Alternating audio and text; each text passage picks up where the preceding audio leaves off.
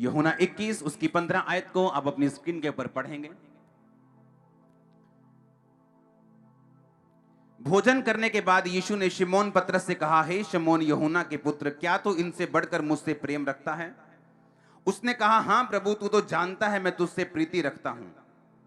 उसने उससे कहा, मेरे मेमनों को चरा। अपने पड़ोसी को बोलो, अगर तू परमेश्वर से प्यार करता है तो परमेश्वर की रूहों को चरा। हालेलुया।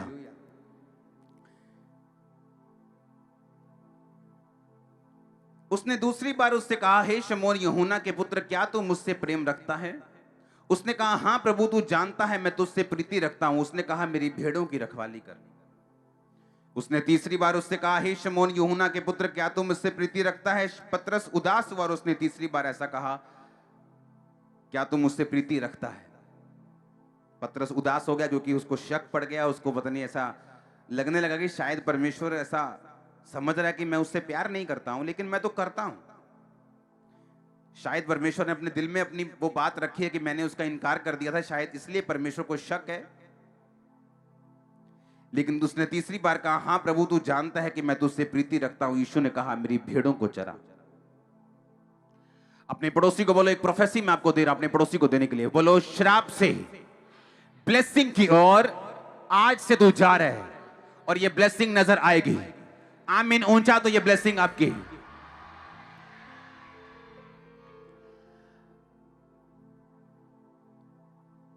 यीशु मसीह ने कहा, जैसा तू बोलेगा वैसा तेरे साथ होगा। मांगो तो दिया। और जब पतरस पे परीक्षा आई थी, क्योंकि उसने उस रात प्रार्थना नहीं की जब यीशु मसीह प्रार्थना कर रहे थे, और बाइबल कहती है कि अगले दिन जब यीशु मसीह को पकड़ने के लिए लोग आए, और पतरस को पता था कि यीशु मसीह को बहुत बार लोग पकड़ने के लिए आए, लेकिन यीशु मसीह कभी इनके हाथ नहीं आए। लेकिन उसको इस बार पता नहीं था कि यीशु मसीह ने अपने आप को उनके हाथों में जानबूझकर देना है, क्योंकि अब टाइम आ चुका है कि सूली पर वो चढ़ाए जाएं और तीसरे दिन मुर्दों में से जी उठें।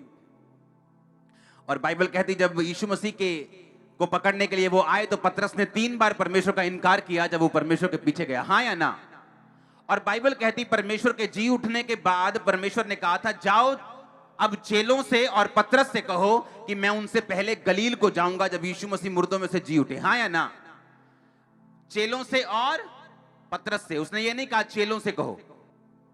जब आप टीम को बोलते कि मेरी टीम को मेरे पास भेजो, साउंड टीम को मेरे पास भेजो, आप साउंड टीम का अकेले अकेले का नाम नहीं लेते, आप बोलते टीम को मेरे पास भेजो। लेकिन एक बंदे का नाम लिया गया क्योंकि पतरस अपना चेले होने का अधिकार खो चुका था और कर्ज के नीचे और श्राप के नीचे आ चुका था।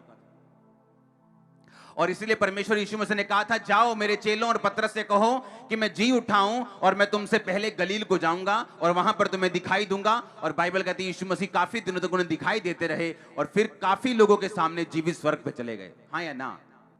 अब परमेश्वर ने कहा कि तू क्या मुझसे, जब वो जी उठे प्रभु यीशु मसीह, तो पतरस को बुला के पतरस से पूछा, उसने कहा, क्या तू मुझसे प्यार करता है? उसने कहा, हां परमेश्वर, मैं तुझसे प्यार करता हूं। उसने कहा, मेरे मेमनों को चरा। दूसरी बार पूछा, क्या तू मुझसे प्यार करता है? उसने कहा, हां प्रभु, तू जानता है। उसने कहा, मेरी भेड़ों की रखवाली कर। फिर तीसरी बार पूछा और पतरस को लगा शायद परमेश्वर अभी तक भूला नहीं कि मैंने उसका 3 बार इनकार किया था। लेकिन प्रभु यीशु मसीह यहां पर क्या कर रहे थे? वो 3 बार ही उसके मुंह से अंगीकार करवा रहे थे कि जिस तरह तूने 3 बार अंगीकार किया था कि तू मेरा चेला नहीं है, लानत हो जो उसको जानता हो, मैं उसको नहीं जानता। तूने 3 बार मेरा इनकार किया, लेकिन अब 3 बार तू मेरा इकरार करेगा और तू श्राप से तू आशीष की ओर जाएगा और फिर से मेरा चेला बन जाएगा। आप मेरी बात समझ रहे कि नहीं? अब मैं आपको एक बात बताना चाहता हूं। पतरस जो परमेश्वर से दूर हो चुका था, इनकार कर चुका था, और उसको ब्लेसिंग में लेके आने के लिए परमेश्वर ने किस तरीके का उपयोग किया। याद रखो, अगर आप 10 साल भी अपनी आशीष का इंतजार करते रहेंगे तो इंतजार करते ही रहेंगे, वो आशीष आपके पास नहीं आएगी। सुलेमान ने कहा, परमेश्वर बोलता है, क्या चाहिए तेरे को? जब वो बहुत सी भेंट चढ़ाता है, रात को परमेश्वर सपने में नजर आता है और बोलता है, क्या चाहिए? उसने कहा, मैं तो एक लड़का हूं, इतनी बड़ी प्रजा का मैं काम नहीं कर सकता, मुझे ऐसी बुद्धि चाहिए कि मैं ये प्रजा का न्याय कर सकूं। परमेश्वर ने कहा, तूने बुद्धि मांगी, लेकिन मैं तुम्हें धन भी दूंगा, ऐश्वर्य भी दूंगा, जो आज तक मैंने किसी को नहीं दिया। क्यों? क्योंकि उसका बाप दाऊद जो था, अपनी लाइफ का सारा पर्सनल गोल्ड परमेश्वर को दे चुका था, बीज बो चुका था, और परमेश्वर ने कहा तूने अब तक इतिहास का सबसे बड़ा बीज मुझे दिया है, मैं तुझे इतिहास का अब तक का सबसे अमीर आदमी करूंगा। अपने आप कुछ नहीं होता, अपने आप कुछ नहीं होता। आज लोग ऐसे हैं जो फाइनेंशियल प्रार्थना ही करते रहते बैठकर, परमेश्वर कब मेरी नौकरी लगेगी, परमेश्वर कब मेरी ये होगा, परमेश्वर कब ऐसा होगा, और सब कुछ परमेश्वर ने आपके हाथों में दिया हुआ। हालेलुया। मैंने नाइजीरिया में होना और वहां पर मैंने अपने एक एक कतरे को बो देना, और वापसी भी मैंने अपनी टीम को फोन करना। मैंने कहा कितने टेंट है हमारे पास जी 400 टेंट है, हमारे पास 300 टेंट है। अच्छा डबल कर दो। ऐसे कैसे डबल कर दें? ऐसे कैसे हो सकता है कि कलीसिया सीधा 20,000 से सीधा 40,000 हो जाए? ऐसे कैसे हो सकता है? और मुझे मालूम था कि मैं वो बो के आया हूं जो मैंने पहले कभी नहीं बोया, मैं वो करके आया हूं, मैं उतनी प्रेयर करके आया हूं जितनी मैंने पहले कभी नहीं की। मुझे मालूम है मुझे इतना रिजल्ट मिलेगा जैसा मैंने पहले कभी नहीं देखा। और लोगों को लगता था शायद बड़ी मीटिंग के कारण लोग आए। नो, वो लोग रेगुलर हो चुके थे मिनिस्ट्री में, क्योंकि जो कुछ आप बोते हैं वो कुछ आप काटते हैं। अब परमेश्वर ने मेरे हाथों में दिया हुआ था, उसके हाथ में नहीं था। उसने कहा मैंने तुम्हें स्ट्रक्चर दे दिया, मैंने तुम्हें सिस्टम दे दिया, अब उस सिस्टम के अनुसार तू काम करेगा और तू बढ़ेगा। ऐसे पास्टर भी हैं जो 10-10 साल प्रार्थना करते रहते हैं कि हाय परमेश्वर मेरी कलीसिया कब बढ़ेगी, तो कब लोगों को लेके आएगा, कब रूहों को बचाएगा, लेकिन कभी नहीं बोते, कभी प्रेयर में नहीं जाते, कभी फास्टिंग में नहीं जाते, अपना हार्ट परमेश्वर के लिए कभी नहीं खोलते। जब ये चर्च बन रही थी, साथ साथ मैं दूसरी चर्चों को भी सपोर्ट कर रहा था, अभी भी कर रहा हूं। आप समझ रहे मेरी बात? क्यों? क्योंकि जब अगर हम बोएंगे तो हम क्या करेंगे, और हम अगर हम ऐसा बीज बोएंगे जो पहले कभी नहीं बोया, तो ऐसी फसल काटेंगे जो पहले कभी नहीं काटी। अब परमेश्वर को यह बात मालूम थी। अब मैं आपको बताता हूं कहां पंजाबी किथे कुंडी फसी कहते ना, किथे प्रॉब्लम है, की पंगा की है, वो मैं तुम दसदा किथे प्रॉब्लम। बाइबल में यीशु मसीह को मालूम था कि अब पतरस जो है ये कर्ज के नीचे, ये श्राप के नीचे, कि बाइबल कहती है जो मेरा इनकार करेगा मैं उसका इनकार करूंगा। मैं भी अपने पिता के दूतों के सामने बोल दूंगा कि ये मेरा बेटा या बेटी नहीं, मैं इसको जानता तक नहीं। इसका मतलब वो नरक का अधिकारी है, स्वर्ग का अधिकारी नहीं। वो कर्ज के नीचे, वो श्राप के नीचे। इसका मतलब परमेश्वर को मालूम था कि पतरस श्राप के नीचे, जब तक ये अंगीकार नहीं करेगा दोबारा से, और जब तक ये वो काम नहीं करेगा जिस काम के साथ ब्लेसिंग मिलती है। और पतरस को बुला के परमेश्वर ने कहा तू प्यार करता है मुझसे? हाँ, मेरे मेमनों को चरा।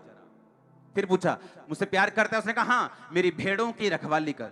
फिर तीसरी बार सचमुच मुझसे प्यार करता है? उसने कहा हाँ प्रभु, तू जानता है मैं तुझसे प्यार करता हूं, मेरे भेड़ों को चरा। कलीसिया, एक क्वेश्चन आप अपने आप से करो और मैं भी आपसे करता हूं, क्यों परमेश्वर आपको ब्लेस करे? क्यों? क्या रीजन है? क्या कौन सी रिश्वत आपने दी है? या अगर आप ब्लेस नहीं होंगे तो परमेश्वर का क्या नुकसान होगा?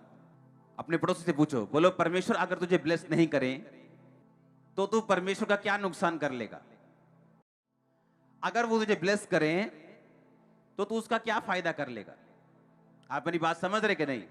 अगर वो आपको ब्लेस ना करे, कौन सी कोर्ट में उसको घसीट सकते हो? किसी कोर्ट में नहीं। किस कोर्ट में केस करोगे? किसी कोर्ट पे नहीं। किसको शिकायत करोगे? किसी को नहीं। कौन उससे ऊपर है? कोई भी नहीं। तो वो क्यों आपको ब्लेस करे? और अगर वो आपको ब्लेस ना करे तो उसका क्या बिगाड़ लेंगे हम? परमेश्वर ने सीधा सीधा नए नियम में उत्तर दिया। उसने कहा अगर तू मुझसे प्यार करता है और तू श्राप से आशीष की ओर जाना चाहता है तो मेरे मेमनों की रखवाली कर, मेरे मेमनों को चरा, मेरे भेड़ों की रखवाली कर, मेरी भेड़ों को चरा। यानी तेरी जिंदगी पूरी तरह से सुसमाचार पर डेडिकेट होनी चाहिए, समर्पित होनी चाहिए, परमेश्वर के राज्य के लिए तेरी जिंदगी होनी चाहिए। अगर तू ऐसा करता है, अगर तू ऐसा है तो परमेश्वर ने कहा हां, तो फिर मैं ये जान जाऊंगा कि तू सचमुच मुझसे क्या करता है? प्यार करता है। आमीन। हमारे YouTube चैनल को सब्सक्राइब करें ताकि आप परमेश्वर के गहरे वेदों को जान सकें कि कैसे आप परमेश्वर में बढ़ सकते हैं, कैसे आप दुष्ट आत्माओं से, नशों से, बीमारियों से और वंशों के श्रापों से आजाद हो सकते हैं।